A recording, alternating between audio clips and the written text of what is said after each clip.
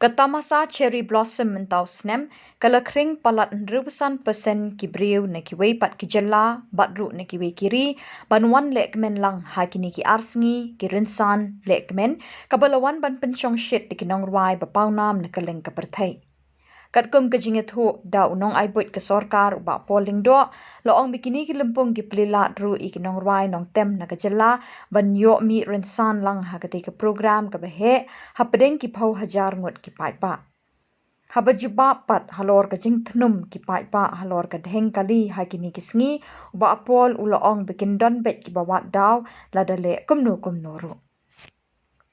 Yes, cherry blossom was a resounding success. The fact that we could draw over close to 65% of the attendees were from outside Meghalaya.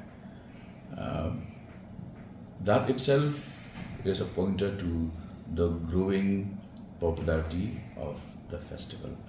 And we have also been able to provide an international platform to local bands, Khasi Bloods, Meba, Ophelia, all of these were part of the lineup. So we've done justice to local artists.